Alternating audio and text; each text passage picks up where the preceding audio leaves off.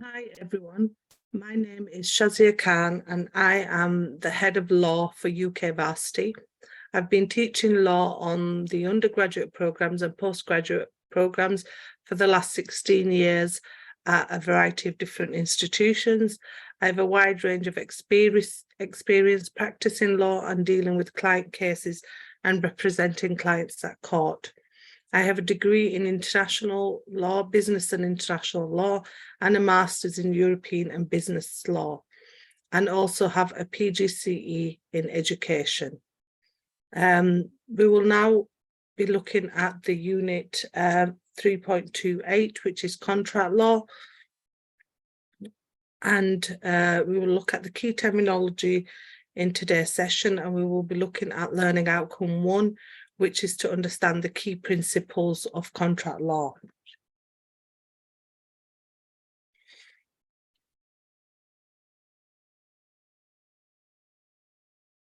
So the learning outcomes. So we need to outline the key principles of contract law. We need to describe the different classifications of contracts.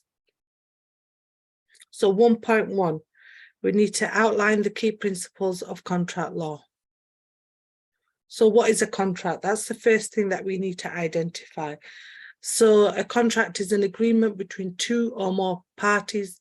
A legally binding contract is a voluntary agreement reached between the parties that is enforceable in law.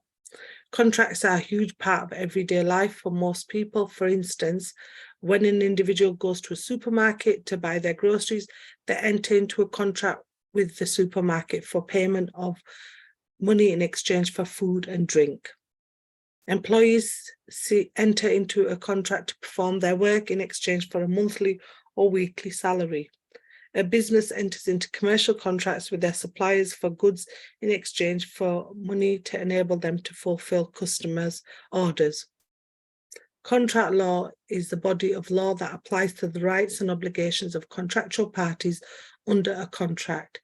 It governs the relationship, validity, and interpretation of an agreement between two or more persons, individuals, companies, or other organizations regarding the sale of goods, the provision of services, or exchange of interests or ownership. As we mentioned earlier, essentially a contract is an agreement between two or more parties intended to legally bind them to an agreed set of terms which can be enforced against the other parties.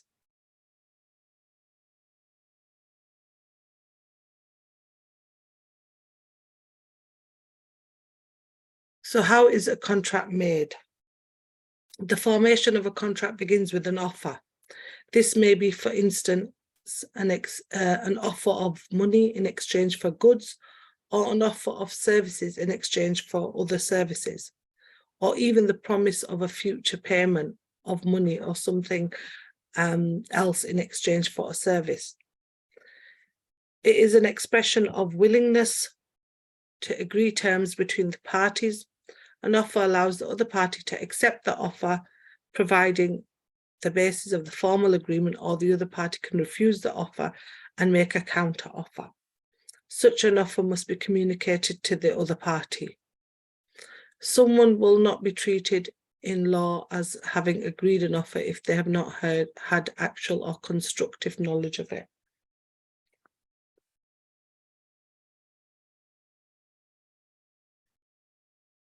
There are many misconceptions about contracts and what form they have to take to become legally binding, such as that they have to be written down to be enforceable, written by a solicitor, or that they always have to be signed as a deed. The reality is more about the agreement reached between the parties and their mutual understanding of that agreement, rather than the form that the agreement takes.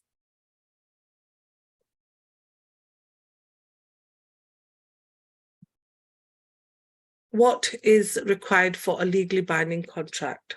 So a valid contract requires the presence of 3 elements. Firstly, an agreement. Secondly, an intention to create legal relations. This is an intention to form a legally binding relationship. And thirdly, consideration, which is in the form of payment. Contracts do not have to be in writing to be legally enforceable, with one important exception: a contract for the sale or other disposition of land or property must be in writing and contain all the terms agreed, otherwise it is not enforceable. Typically, a contract comes into existence when it is made, and that is when there has been acceptance of an offer and consideration, which is payment, so monetary payment. This has passed from one party to the other. In the case of conditional contract, the contract becomes enforceable when the condition is met or when otherwise agreed.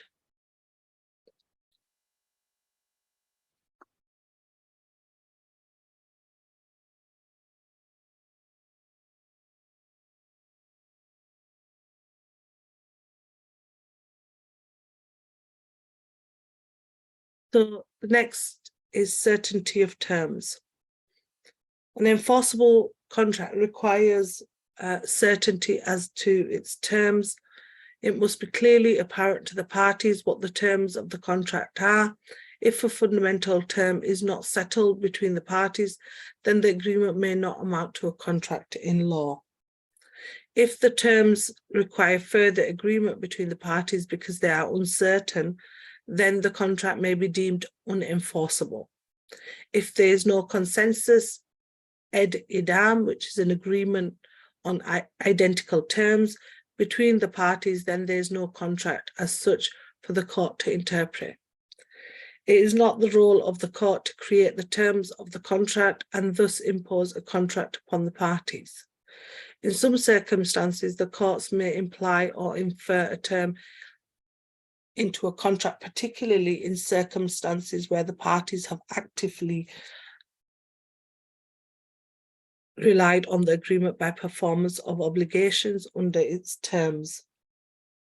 In some circumstances, the courts will imply or infer, as I've just mentioned. However, the approach of the courts is to only infer a term into the contract where, for instance, it is necessary for business efficiency. It will not rewrite a bad bargain even where the contract is disastrous for one of the parties. So basic principles in contract law. So the formation of a contract, so you've got offer, acceptance. So when someone offers something, an acceptance is agreed, then consideration is formed in the form of a monetary form, a contractual intention, a form, and then contents of a contract. So you have express and implied terms, which we'll be looking at later on. End of contract, so expiration, termination, invitation, frustration, and then damages and remedies available if there's been any sort of breach of contract or undue duress. So 1.2, describe the different classifications of contracts. So in connection with contracts, there are 4 types of classification. Types of contracts in contract law are as follows: on the basis of formation, on the basis of nature of consideration, and on the basis of execution, and on the basis of validity. And we will be going through each one. So the first one is contracts on the basis of formation. So we have express contract and implied contract. So express contract, in an express contract, the parties state the terms either orally or in writing at the time of its formation. This is a definite written or oral offer that is accepted by the offeree, which is the person to whom the offer is being made, in a manner that explicitly demonstrates consent to its terms. Then we've got implied contracts, and these implied contracts consist of obligations arising from a mutual agreement and intent to promise, which have not been expressed in words. Sitting in a bus can be taken as an example to implied contract between passenger and the owner of the bus. Then we've got contracts on the basis of formation, which is quasi-contracts. In the case of quasi-contract, there will be no offer and acceptance. So actually there will be no contractual relations between the partners. Such a contract which is created by virtue of law is called a quasi-contract.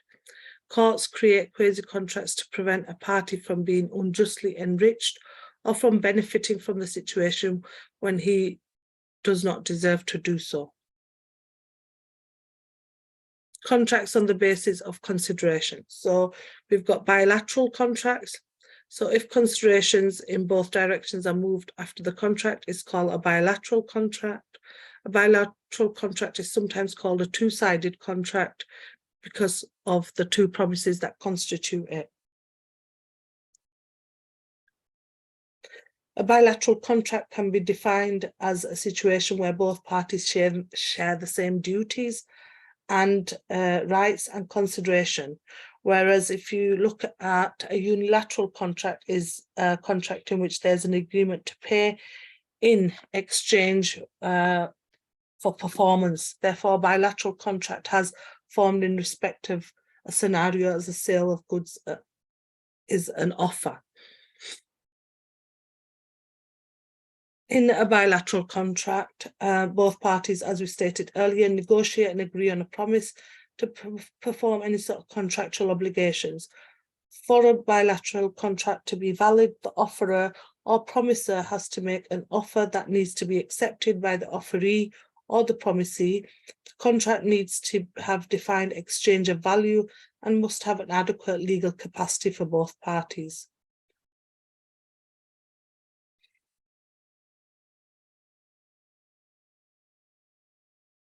The next one is a unilateral contract. A unilateral contract involves a promise that is made by only one party. The offerer, for example, a person who makes a proposal, promises to do a certain thing if the offeree performs a requested act that he or she knows is the basis of a legally enforceable contract. The performance constitutes an acceptance of the offer, and the contract then becomes executed. Acceptance of the offer may be revoked, however, until the performance has been completed.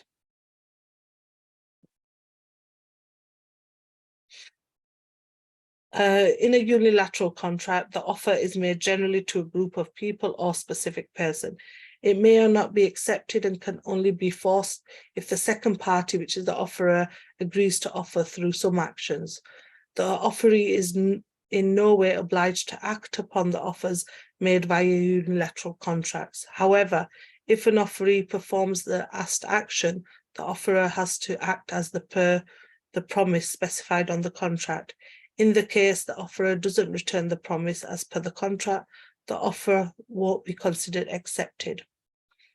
An example of a unilateral contract is a reward contract.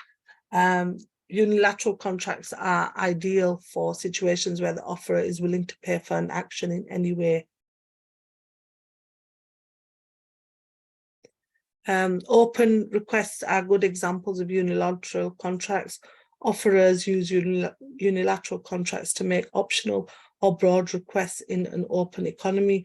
The requests are only paid in the event of some specifications are met. A common type of request is a reward. For instance, in a criminal case, the government may offer a reward to someone who provides important information about the wanted criminal or the case itself.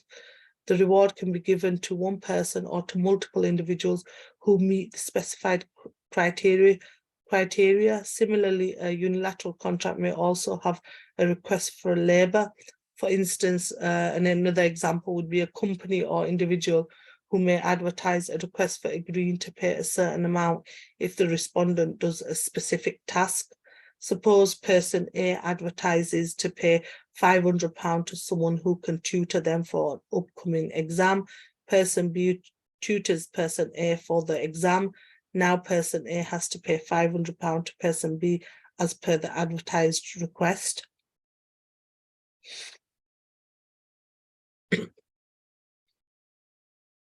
Contracts on the basis of execution. Executed contract. An executed contract is one in which nothing remains to be done by either party. this is a contract between two or more parties and is said to be executed when the act of forbearance promised in the contract has been performed by one, both, or all parties. Basically, it means that whatever the contract stipulated has to be carried out. Thus, the contract has been executed. I'll give you an example of an executed contract. So Alex goes to the local coffee shop and buys a cup of coffee. The barista sells her the coffee in exchange for the cash payment. So it can be said that this is an executed contract because both parties have done their part of what the contract stipulates. In most executed contracts, the promises are made and then immediately completed. The buying of goods or services usually falls under this contract. Then we've got executory contracts. An executory contract is one in which some future act or obligation remains to be performed according to its terms. In an executory contract, the consideration is either the promise of performance, as we've just mentioned, or an obligation. In such contracts, the consideration can only be performed sometime in the future, hence the name executory contract. Here, the promises of consideration simply cannot be performed immediately. The best example of an executory contract is that of a lease. All the conditions of a lease cannot be fulfilled immediately. They are performed over time. Similarly, say Alex decides to tutor some students in physics. They pay her £25 at the start of the month. But here the contract isn't executed since Alex has to still carry out her promise. So such a contract is an executory contract.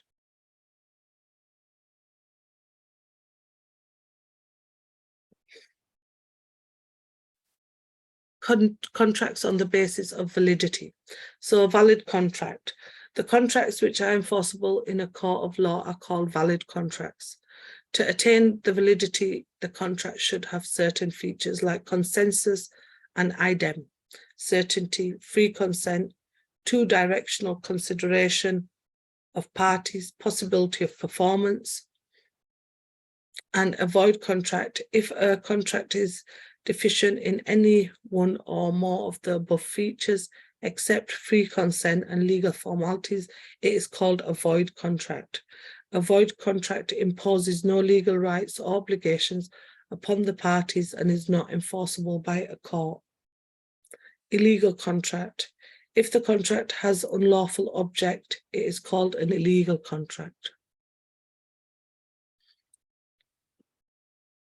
Voidable contract. So a voidable contract is a legally enforceable agreement, but it may be treated as never having been binding on a party who was suffering from some legal disability or who was a victim of fraud at the time of its execution. The contract is not void unless or until the party chooses to treat it as such by the opposing its enforcement. Unenforceable contract. A contract which has not properly fulfilled legal required formalities is called an unenforceable contract. That means unenforceable contract suffers from some technical defect like insufficient stamp, etc. After rectification of the technical defect, it becomes enforceable or a valid contract. Illegal and voidable contracts. When a contract is illegal, it cannot be enforced by a court or a tribunal. A court that exists for a illegal purpose is void and will not be enforced by the courts. However, the courts will differentiate between situations where the actual purpose of the contract is illegal and circumstances where the law has been inadvertently infringed during performance of the contract by one of the parties. The innocent party may have a legal remedy in such cases. Mistakes and misrepresentations may make a contract voidable. There is a difference between a void contract and a voidable contract. A contract is void where it cannot be enforced by law because it is, for instance, illegal, or because one of the parties was drunk at the time it was entered into. Voidable contracts are contracts that can be legally terminated. For instance, a minor can enter into contract but can avoid the contract before turning 18, and the other party cannot enforce the terms against him or her because he's, under the age of 18. Other scenarios that could make a contract voidable include fraud or undue influence or failure to disclose a material fact. So under undue influence, a husband forces a wife to sign a contract, and that's duress, so it's under influence. Illegal and voidable contracts. So we've now finished looking at the issue in regards to the main elements of a contract and the key principles of contract law.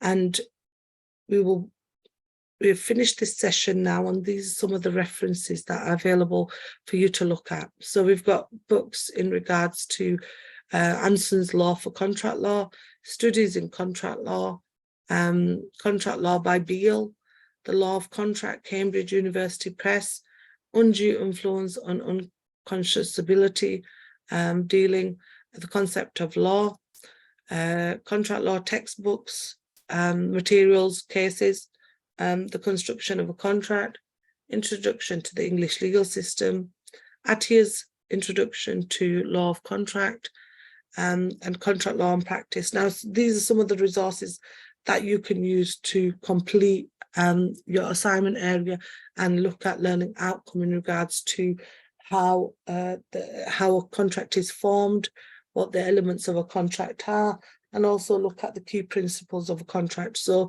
these are some of the references you can read. Also, you can go on to Moodle to use the references on Moodle in regards to any sort of additional reading on cases, any articles on contract law, any articles on case law, any sort of extra additional resources that you need to do to read around Learning Outcome 1. So we've finished Learning Outcome 1. The next session will be on Learning Outcome 2. Thank you for attending this session. Thank you.